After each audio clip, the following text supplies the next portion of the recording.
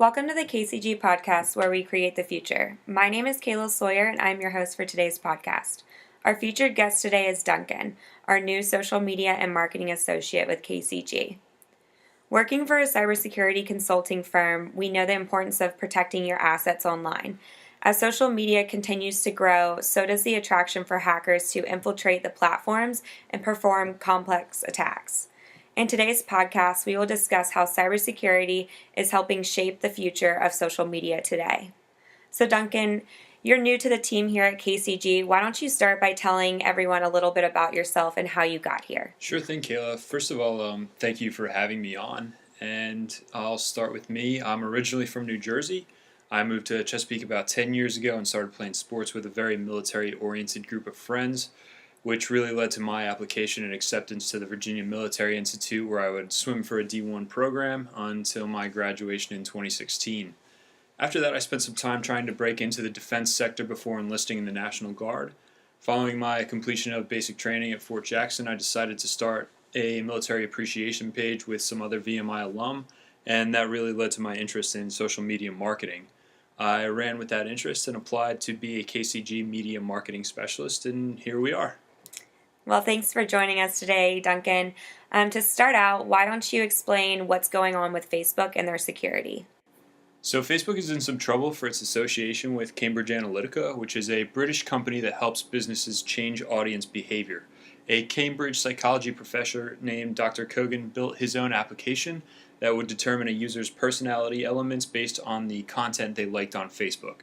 Dr. Kogan then transferred this data to Cambridge Analytics to bypass Facebook's data collection rules, which state that a data collection must be for academic purposes. This information was then used to anticipate voter behavior in 2016 for both the Brexit campaign and the US presidential election. Cambridge Analytica then used what they knew about Facebook's users to deliberately target and anticipate voter preference. The chief executive, Mark Zuckerberg, apologized for the data leak, noting that his company will employ a larger security force in future months, but he also admitted that greater regulation and transparency were advisable for Facebook and other similar tech companies in the future. Congress is considering ways to regulate the social networks' political ads, although it is imperative to note that this regulation would do nothing to protect Facebook's users' data. Regardless of the government outcomes of this debate, users really need to rethink how they use social media platforms for reasons much bigger than solely protecting their data. Right, so Facebook has offered a $40,000 bounty for any hacker who can find any form of data abuse on their website or application. How do you think this will change other social media platforms going forward with their security? This was a very interesting move on behalf of the social media giant. To be clear, though, there are plenty of stipulations to be eligible for the bounty.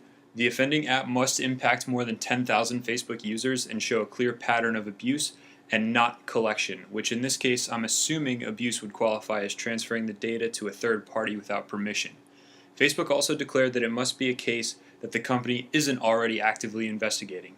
Examples of out-of-scope scenarios include scraping, malware, social engineering applications, and cases involving other Facebook companies like Instagram. I believe the bounty program will give social media outlets an incentive to have these data breaches patched, since not every platform has the financial wherewithal that the $1 trillion company possesses. So what do you think the future of security holds for social media platforms, and how do you see these security issues impacting users? The Facebook scandal was definitely a wake-up call, but it is imperative to realize that the first line of defense on social media will start with you. Social networks are magnets for cyber criminals posing as long-lost friends, acquaintances, or even business associates. All too often, identities are compromised and security glitches are left exposed. Identity fraud is on the rise with no sign of slowing down, and herein lies the urgent need to verify the identity of users. The ease of access of information on social networks can bring on major security issues, and all too often personal information such as names, birth dates, and phone numbers can be easily accessed as users openly share this information. This oversharing makes it extremely easy for identity thieves to steal your information and use it falsely. Most platforms have already begun implementing two-factor authentication services, but haven't made this a requirement. When social networks make it mandatory to verify identity of every user accessing their website, it can cut down on identity theft to a great extent and protect the accounts of genuine users. To summarize, protecting your information should be a team effort between the user and the platform. Couldn't agree more. Do you have any closing remarks or advice for social media users? Absolutely. As a user, you really need to be cautious of what information you share and who you allow access to your personal information. Start keeping multiple unique passwords and different passwords for each account, as well as changing your passwords monthly or every couple of months. Social media is a powerful tool that can be used to connect with friends and family around the world, but it has made your information more vulnerable. Well, thank you, Duncan, for your social media and security insight, and thank you for tuning in to the KCG podcast. We look forward to sharing more information with you in our next episode. Visit the KCG website to learn more and follow us on social media. If we missed any questions or topics that you would like to know more about, send us a message or comment below, and we'll be sure to include it in our next podcast. That's all for now. Thanks for tuning in, and we look forward to starting a discussion on the news surrounding these topics.